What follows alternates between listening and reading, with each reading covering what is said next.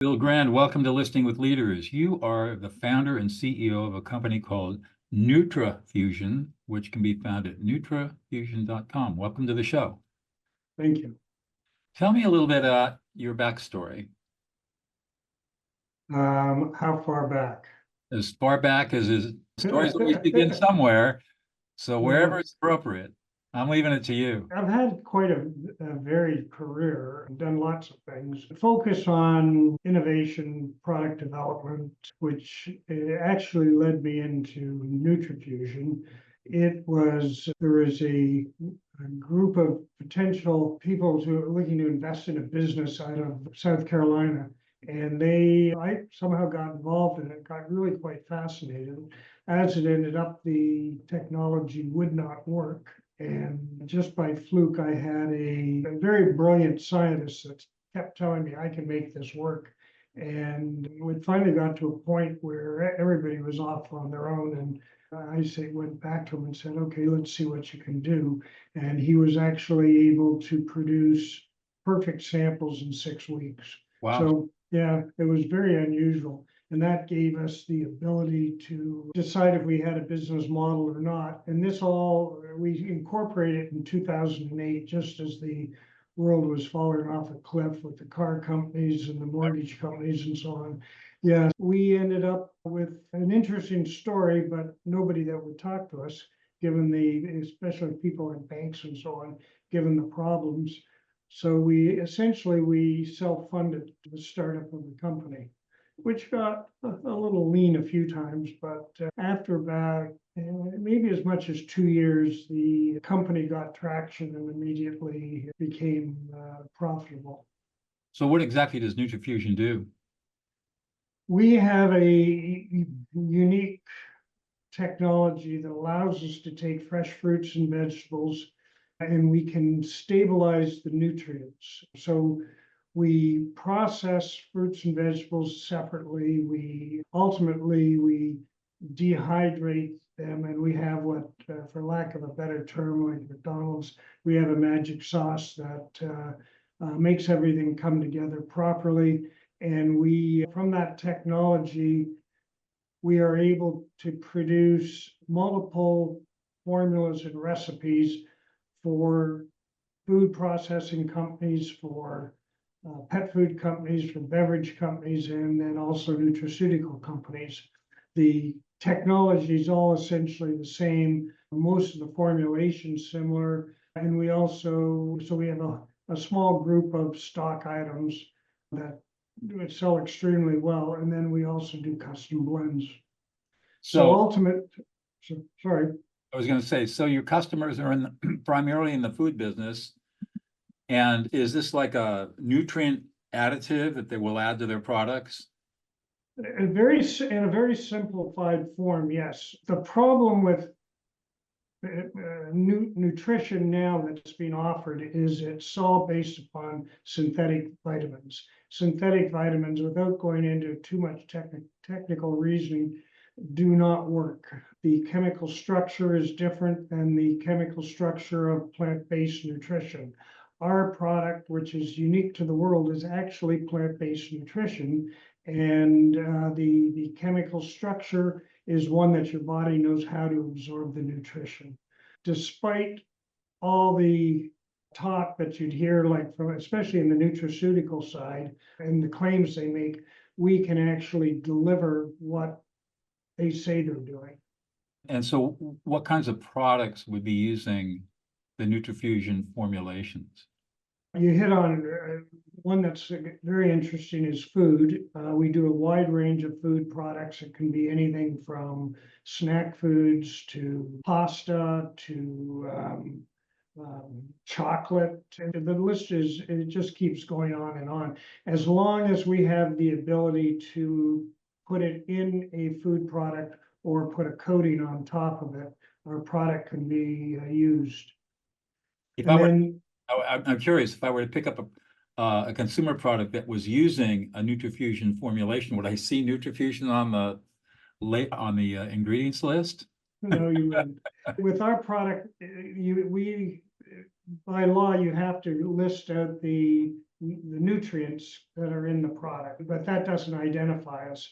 And then on the ingredient deck, you list out the ingredients, and because we have the ability to concentrate and add a wide range of nutrients in our product, there's one key that gives it away. If you see on the ingredient deck a listing of fruits and vegetables and shiitake mushrooms or maitake mushrooms, that would be us. And we use one of those two typically to provide vitamin D. Wow. Wow. Yeah. So everything we do, all the fruits and vegetables that we use are designed to deliver a specific nutrient or group of nutrients, depending upon what the product is. How do you source your products, your raw food stock? Most of our fruits and vegetables come from the United States. We buy locally. There's the odd time that we will, especially on the seasonality, may go, for example, down to Peru or Chile and pull out blueberries that are seasonally grown there. And that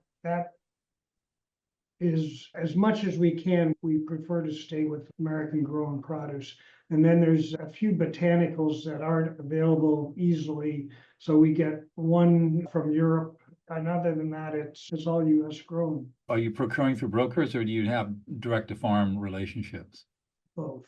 We have a series of approved farms, and they prepare and grow based upon our needs.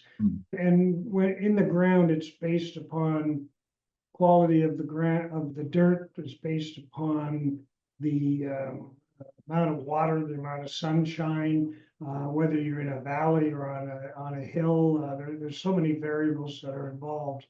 And what we at that point try to do is utilize those specifically for our products. I'm assuming that's all organic. Everything's managed organically. It is all organic, you're quite correct. And we are not organic certified, mostly because of the rules and regulations they keep playing with in the US. And that may actually be changing, but we're not holding our breath on that one quite yet. But we do use exclusively organic products. So you've been doing this since 2008? Correct. What is it that keeps you going these days? What gets you up in the morning and gets you excited to go to work? It's fun. I'm having a good time. Hey, I'm 39 years old. And yes, every day is fun. The 40th anniversary of your 39th birthday, right? I didn't say it again and again, but so you're having a good time. Yeah, I'm enjoying it, and I like working. I like what I do. I enjoy it. I see no reason to change. My health is good. My energy is good. I walk 4.5 miles every day, and things are good. Good for you. How many employees do you have? You hit a whole interesting area here. Oh, okay, because you got a lot of remotes and you got virtuals and. Yeah, you've got the idea. We are very much a virtual company. The technology is ours. We use a contract packer to blend and produce the ingredients for us. We use that's third party. We use a third party distribution center and warehousing and shipping. We have a bookkeeper that's third party. So if you take everything, we have very few employees. And how's that worked out for you? If it wasn't by luck, I would have said brilliantly. Well, it's great that you can do everything virtually. You can really control your costs, and you're not having a huge overhead that you got to deal with every day. It strikes me that once you've got your formulation set up, your supply sources set up, and your distribution set up, you're good to go. And you're quite correct. And that we didn't start off with that. That evolved, especially with 08, and as time moved on. It took us probably after maybe about the first 4 years, we really were becoming more and more a virtual company. And we were way ahead of that even being in fashion, or with COVID and a lot of people working remotely.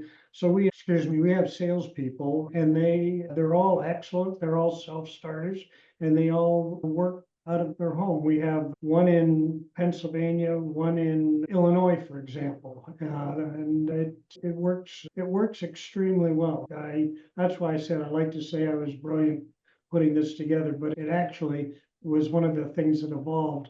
The other thing that makes it really unique is in '08, with everything going rotten, nobody was going to lend us money, and they were calling loans on perfectly good companies. And we finally decided we would do it ourselves. And I decided I'm not going back to those days where, you owe money and you've got all the issues there. For about the last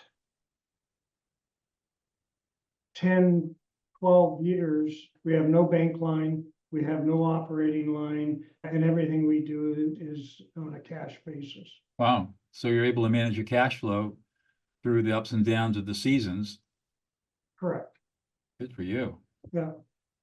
So what do you think is unique about you, Bill, that you bring to the table that's made all of this work? You said there's a lot of luck involved, and I can see that, but I also think there's a lot of skill involved. And I'm wondering what you brought to the table that made all this happen. What a diversified background would obviously be one. And also I've been always fairly heavily involved in product development and looking for opportunities. And I've done opportunities successfully and abysmally, depending upon but I will say failure is probably your best teacher. I have yet to meet somebody who's really successful that hasn't failed at least 99 times before they became successful.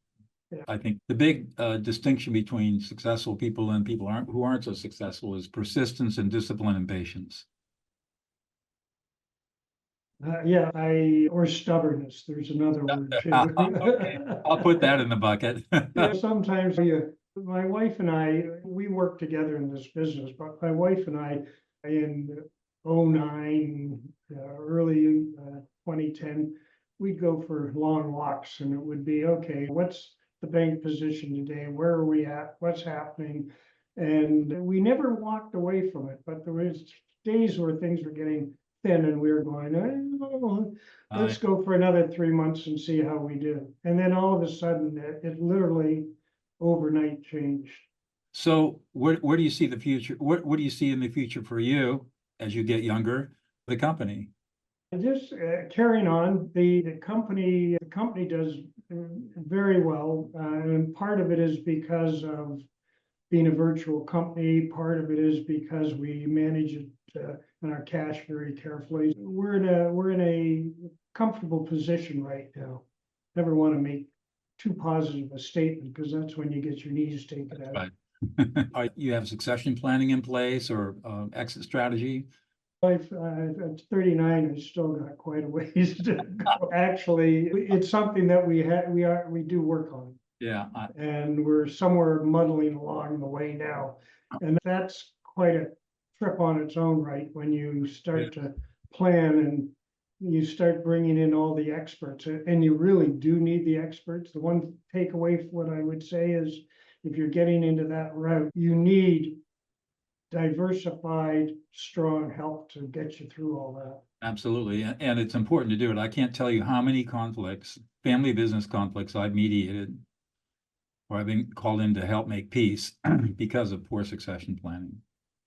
So it's great that you're doing it, and you're getting the right professionals to help you out to avoid any potential problems down the road.